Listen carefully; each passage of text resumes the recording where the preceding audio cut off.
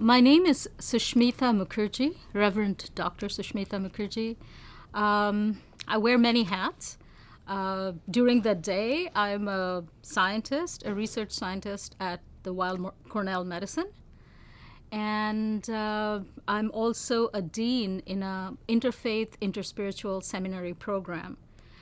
I've been interested in Jung for many, many, many years. I'm very, very happy to be in this space. It's a little bit like the Library of Hogwarts, I would say. It has that quality of being magical. And I am excited to be here and talking about one of my favorite books. The book is called Descent to the Goddess, A Way of Initiation for Women by Silvia Pereira. One of the things that I have struggled with my entire life, being a woman of color in a space which is primarily Eurocentric and male-centric, I have found that the myth, the dominant myth of the hero's journey doesn't quite apply to me. So I've been always looking for something else. So when I saw this book, it, for me, gave me a mythology that I could relate to, because this is a goddess who actually enters the underworld to find her dark sister, her sister whose name is Ereshkigal, and integrate the qualities of the darkness, of the depths, and then come back out into the world as a fully integrated, a yin-yang being.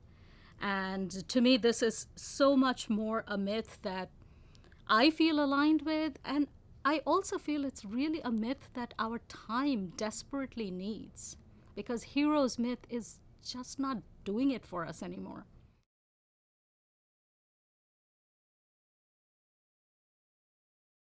I left India at the age of 28 with a PhD and came here, and I was totally following the hero's journey myth. I wanted to be successful. I wanted to have my own lab. I wanted to basically win riches and the beautiful woman.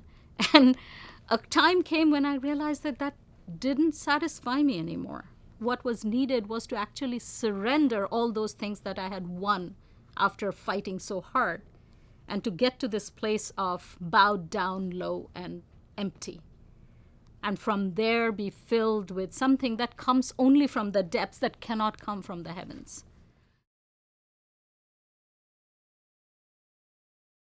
Many of the major media in this country have been writing articles about patriotism and how we really need to understand patriotism in a new way. Patriotism is not working, but we need it. Maybe the problem is not that we need to reinvent patriotism, but we need to counterbalance patriotism with matriotism. If it's balanced with also the maternal energy of holding and supporting and nourishing, I mean, that would be the world that I would want to live in, that I would want my daughter to live in.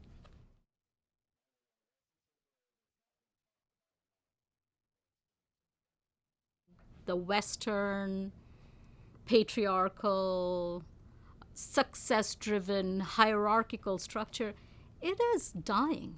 And we know that when a body is dying and it doesn't want to acknowledge it's dying, it will try extra hard to hold on to any vestiges of life. And I think a lot of the social crisis that we are seeing, whether it's how we treat our LGBTQ people, how do we treat our trans youth, how do we treat the planet, fracking, I mean, you can go on and on, melting of the ice caps, all of that is that death throw of a culture that is only patriarchal.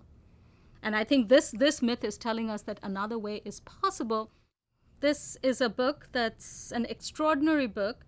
You can find it at the Christine Mann Library. You can also find it many other places. And there are many similar books. More and more women Jungian analysts, and some men, have been writing about this myth of integrating the depths and the heights.